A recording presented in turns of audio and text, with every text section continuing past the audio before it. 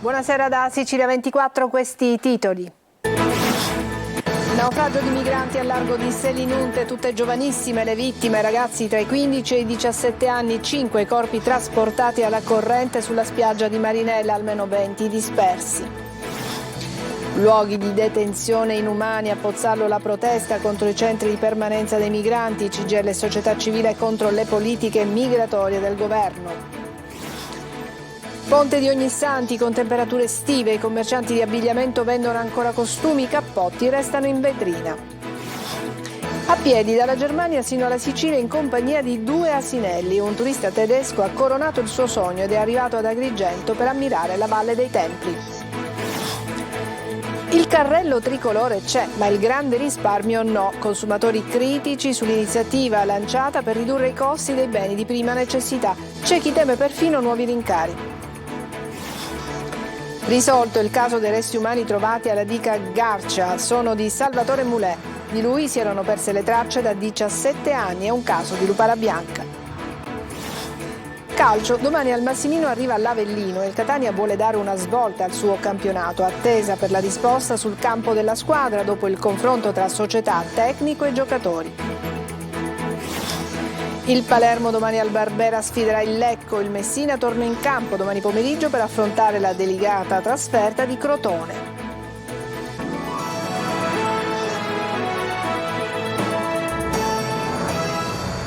Bentrovati. L'ennesima tragedia del mare vede come vittime tanti ragazzini morti al largo delle coste di Selinunte. Cresce di ora in ora la proporzione del naufragio, 5 i morti accertati, 20 ancora dispersi, ma la conta potrebbe essere destinata a salire. Laura Spanò. Potrebbe aumentare la conta dei morti dell'ennesimo naufragio di migranti lungo la costa di Marinella di Selinunte a Castelvetrano e 5 corpi che il mare ha trasportato a riva stamane potrebbero aggiungersene almeno altri 15. Dalla testimonianza raccolta da uno dei superstiti infatti si è appreso che prima di arrivare a riva, dopo che l'imbarcazione si era parzialmente rovesciata facendo cadere in acqua molti dei compagni, ha visto almeno 15 corpi galleggiare. I morti recuperati stamane sono ragazzini di 16-17 anni. Le salme sono state trasportate alla camera mortuaria di Castelvetrano, presente il medico legale Tommaso Lipari. Vorrei avvisare mia moglie e i miei figli che sono vivo, è stata una delle prime frasi di uno dei migranti appena arrivato a riva. Tra le altre testimonianze anche quella di un quindicenne che grazie ad alcune persone è riuscito nella notte ad avvisare il padre che era sopravvissuto allo sbarco. Il ragazzino avrebbe raccontato che addirittura uno scafista con l'imbarcazione sarebbe andato addosso ai compagni finiti in mare per più minorenni. Un altro superstite ha camminato per 2 chilometri prima di raggiungere un ristorante di Marinella di Selinunte. Qui ha raccontato al titolare quanto era avvenuto in mare. Giuseppe Rizzuto, gestore del ristorante sul mare La Pineta, ha raccolto la testimonianza del giovane e nel frattempo ha allertato le forze dell'ordine. Rizzuto, a chi si è fermato e non è scappato, ha dato anche da mangiare. A bordo del vecchio peschereccio partito giovedì mattina alle 4 da Madia in Tunisia, che poi si è arenato nei pressi della foce del fiume Belice, c'erano una 60 di persone, tra cui anche 2 ragazze. Fino a questo momento sono 35 i migranti fermati dalle forze dell'ordine. All'appello ne mancano una ventina. Gli agenti della polizia scientifica sono saliti a bordo dell'imbarcazione tunisina naufragata per recuperare il timone. Col supporto dei vigili del fuoco nelle cabine di comando hanno tranciato il timone e lo hanno posto sotto sequestro per i rilievi alla ricerca di eventuali impronte digitali di chi conduceva la barca. Stamattina i vigili del fuoco avevano trovato all'interno del natante 5 bidoni pieni di nafta e una bombola del gas. Da stamane poi il tratto di mare dove potrebbe essere avvenuto il naufragio viene battuto da motovedette della Guardia Costiera e della Guardia di Finanza. Difficile però poter pensare di trovare dei superstiti viste le avverse condizioni del mare e visto che le temperature sono calate notevolmente. Altri 121 migranti sono sbarcati a Lampedusa dopo che le motovedette della Guardia di Finanza hanno soccorso i 2 barconi, entrambi partiti da Zuara in Libia, sui quali viaggiavano. E a Pozzallo, manifestazione per chiedere la chiusura dei centri di permanenza e nuove e diverse politiche sull'immigrazione, a promuoverla CGIL e associazioni della società civile. Laura Curella. Alcuni migranti hanno potuto lasciare questo centro solo grazie alle decisioni dei giudici che non ne hanno convalidato il trattenimento, mettendo in discussione il decreto Cutro. Mentre sul caso Apostolico e quello di altri colleghi pende un ricorso presentato dal governo, oggi di fronte al CPR di Pozzallo scendono in campo la CGIL e pezzi della società civile per chiedere nuove politiche sull'immigrazione. Rinchiudere decine e decine, centinaia e centinaia di persone in un luogo tra l'altro isolato, questo non soltanto è la negazione dei diritti, ma soprattutto va contro quello che dovrebbe essere la nuova politica dell'immigrazione, in cui non c'è soltanto l'accoglienza, ma dovrebbe puntare sempre di più verso una politica di integrazione, perché senza una politica di integrazione difficilmente si può dare una risposta dignitosa a un fenomeno che ormai è un fenomeno epocale. Sono strutture detentive a tutti gli effetti e non hanno neanche le garanzie come avviene ad esempio nelle carceri, non c'è un magistrato di sorveglianza, non c'è una possibilità di ribadire i diritti che la Costituzione garantisce. Quindi quello che noi diciamo è superare questo modello, lavorare per un'accoglienza che tenga conto delle condizioni delle persone e soprattutto eliminare i CPR dal nostro ordinamento. Il comizio si è svolto davanti alla struttura contestata nel cuore della zona industriale di Pozzallo, dalla quale in parecchi hanno seguito l'intera manifestazione separati da barriere e filo spinato. I CPR sono dei non luoghi in cui esistono delle cose terribili che vengono spesso nascoste, quindi siamo qui per chiedere che i CPR in Italia vengano chiusi e che il CPR davanti al mare di Pozzallo non arrivi al suo fine. I manifestanti hanno lanciato un applauso di incoraggiamento verso il CPR per ribadire la tutela dei diritti universali in linea con la Costituzione italiana. Siamo in pieno autunno, questa notte le lancette dell'orologio torneranno indietro per far entrare l'ora solare, ma le temperature sono prettamente estive, così i commercianti di abbigliamento lamentano perdite consistenti.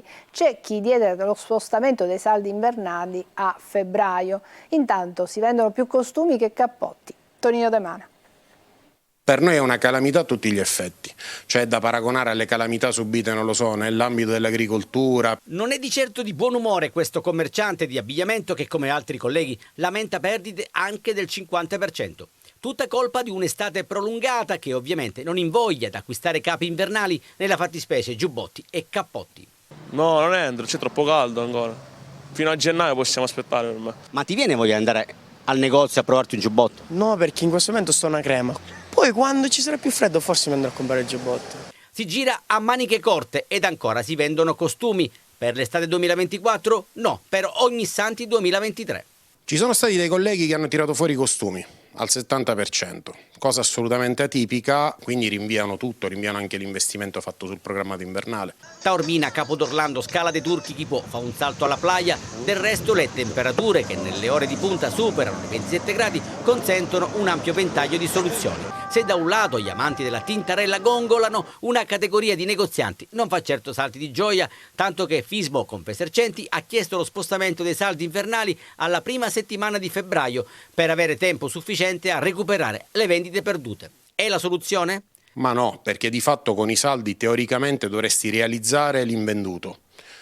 Qui purtroppo di invenduto la percentuale è superiore a quella del venduto, per cui inevitabilmente no.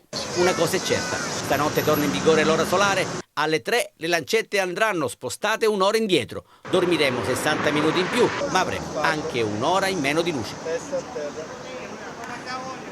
Da Monaco di Baviera ad Agrigento per visitare la Valle dei Templi. Un manager tedesco in pensione ha coronato il suo sogno. Tutto il viaggio a piedi e in compagnia di 2 asini, ai quali però è stata vietata la passeggiata nella Via Sacra. Davide Sardo.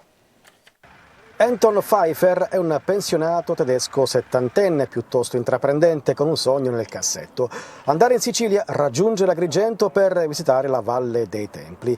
Fino a qui nulla di impossibile per l'ex manager di Monaco di Baviera, ma se il viaggio è fatto a piedi e in compagnia di 2 asinelle, Bella e la figlia Donna, allora la lunga trasferta diventa surreale, ma allo stesso tempo intrigante e affascinante. Dopo un lunghissimo viaggio, Anton ha coronato il suo sogno, perché nella tarda mattinata è arrivato in compagnia degli asini e di una coppia di amici tedeschi nei pressi del Tempio di Giunone, tra lo stupore e l'ammirazione dei tanti turisti presenti nella Valle dei Templi. Io lascio gli asini qui per 3 mesi in questa masseria Asinelli. Io ritorno con Eero a mia famiglia e in febbraio io ritorno e andare a piedi ritorno, a macchina ritorno, io non lo so. Anton e i suoi asini hanno viaggiato per circa 20 km al giorno, in totale relax, senza fretta e senza imposizioni. Anton ha dormito in tenda, mangiato tanti panini e fatto alcune tappe in hotel, soprattutto per darsi una rinfrescata. Il desiderio dell'ex manager però si è dovuto scontrare con i divieti imposti dai vertici del parco.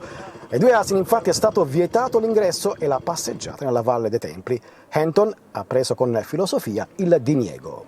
Sì, va bene per me. Io lascio qui in un albero per 1 o 2 ore, andare con i miei amici a Templi e ritorno e va bene. Il simpatico avventuriero ha dunque sistemato gli asini nel posteggio riservato alle auto e ai camper, pagato il biglietto d'ingresso e ammirato da vicino la Valle dei Templi. Consumatori critici sul carrello tricolore, l'iniziativa lanciata per ridurre i costi dei beni di prima necessità. In tanti non notano a fine spesa un grande risparmio e c'è chi teme addirittura nuovi rincari. Emanuela Corsi. Prodotti ribassati e prezzi bloccati dall'1 ottobre al 31 dicembre. Il governo ha lanciato il trimestre anti-inflazione, un'iniziativa per aiutare famiglie e consumatori contro i pesanti rincari degli ultimi 12 mesi. A distanza di quasi un mese sono ancora in tanti però a non essersi accorti della differenza col passato. Tu non hai visto sconti? No, non ho visto. Non lo sai cos'è il carrello tricolore? No, sono sincero. Bene o male qualcosa sì c'è di scontato, ma non tanta differenza rispetto a quello che dicevano assolutamente e che dicono. L'esecutivo ha siglato accordi con diversi supermercati e catene di distribuzione per ridurre i costi dei beni di prima necessità. Questo permette al consumatore di scegliere l'attività aderente e fare la spesa selezionando i prodotti contrassegnati dal simbolo di un carrello tricolore. Ma ancora tanti confondono le offerte interne al supermercato con l'iniziativa governativa. Qui vediamo tutta una serie di prodotti scontati e qui c'è il simbolo appunto del trimestre anti-inflazione. A fianco ci sono le offerte del supermercato che invece sono un'altra cosa. Per alcuni il risparmio è inferiore alle aspettative e c'è già chi teme per il futuro. Io non ho visto niente, però comunque ho visto che è poco, a livello di 10-15 centesimi.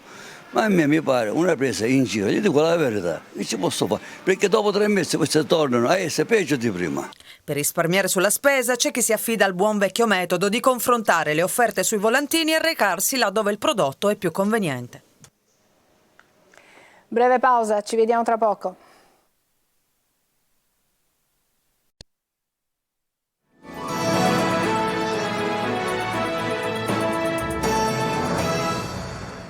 Seconda parte di Sicilia 24. Resti umani in fondo alla diga Garcia. È stato risolto il mistero. Si tratta di Salvatore Mulè. Di lui si erano perse le tracce 17 anni fa e adesso si scopre che si tratta di un caso di lupara bianca. Marco Gullà.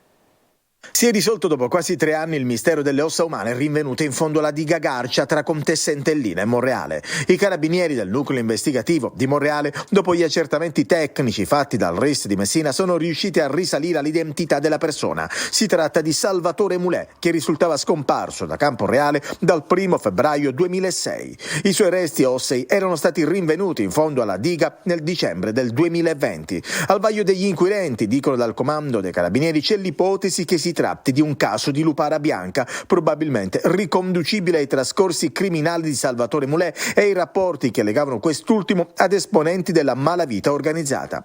Infatti Mulè, allevatore di animali e pluripregiudicato, era il nipote di Rosario Mulè, detto Manuzza, appartenente al clan di Camporeale, che era morto nel 2014. Così viene risolto il mistero su cui aveva indagato la DDA di Palermo, il fatto che a occuparsi del caso erano stati gli inquirenti della direzione distrettuale antimafia aveva già lasciato intendere che la vicenda potesse essere legata in qualche modo a Cosa Nostra, sospetti che adesso trovano conferma.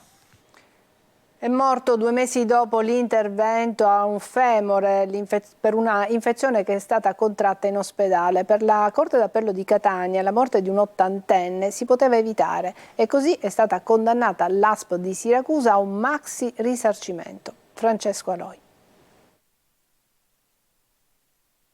Un'endoprotesi mortale che oggi costa alla Spotto quasi €1 milione.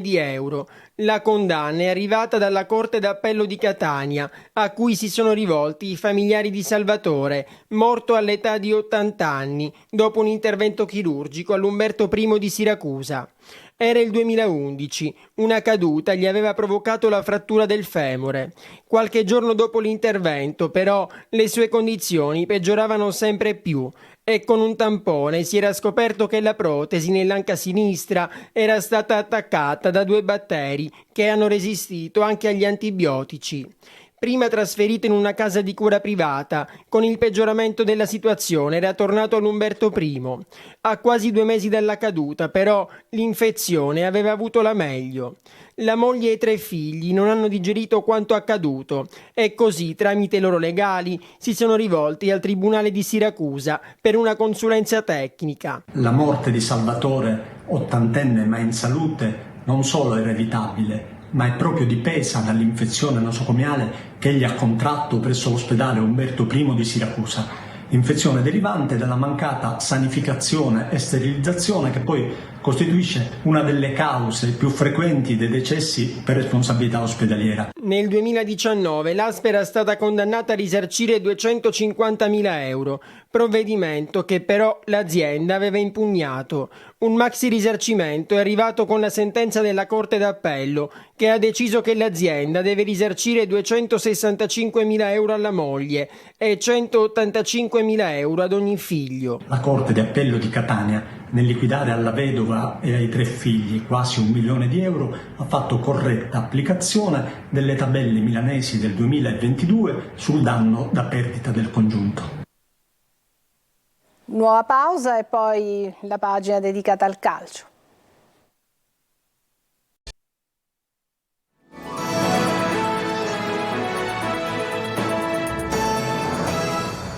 Eccoci al calcio. Domani al Massimino arriva l'Avellino e il Catania vuole dare una svolta al suo campionato, attesa per la risposta sul campo della squadra dopo il confronto tra società, tecnico e giocatori. Francesco Triolo. Non c'è niente da nascondere perché è tutta la luce del sole, perché sono cose che possono capitare, sarebbe meglio che non capitassero, ma tutti siamo umani e tutti si può fare degli errori, non siamo qui a mettere la croce addosso a nessuno e a colpevolizzare nessuno. L'ora della resa dei conti in casa Catania c'è stata, almeno a parole, con un confronto deciso, a tratti duro tra dirigenti, tecnica e squadra. Adesso occorre vedere gli effetti sul campo, dove non ci sarà Rizzo, il centrocampista messo fuori rosa dopo la discussione con Tabiani. Ecco, l'allenatore rossazzurro si gioca tanto, domani contro l'Avellino probabilmente si gioca tutto. La società vuole capire se il tecnico ha ancora l'appoggio della squadra oppure se è considerato un corpo estraneo da espellere. Penso che sia irrispettoso dire che i giocatori vadano in campo apposta perché si manca di rispetto a loro. Penso che sia rispettoso nella mia figura a livello umano, non si parla di calcio. Allora il diritto di critica è giusto e noi facciamo un mestiere che dobbiamo essere abituati, però toccare gli aspetti umani può diventare un po'. Io vado in via plebiscito e mi faccio mettere sul fuoco, sulla certezza che i ragazzi facciano il massimo per me e per il Catania, che è la cosa più importante. La risposta la potrà dare la partita contro l'Avellino. Tabiani deve fare i conti con diverse assenze, anche importanti, Livieri, Zanella Deli, Di Carmine e Marsura da ultimi. Ha recuperato Quaini che potrebbe rientrare dal primo minuto, così come la punta Chiarella, convocato da 2 gare, ma non ancora impiegato. Non abbiamo mai preso alibi di assenze, stiamo vivendo una situazione dall'inizio dell'anno particolare ed è indubbio che prendono magari determinati reparti, no? Domenica avevamo fuori 3 centrocampisti, ora sono fatti male 2 o attaccanti o quinto come ha giocato Davide ultimamente.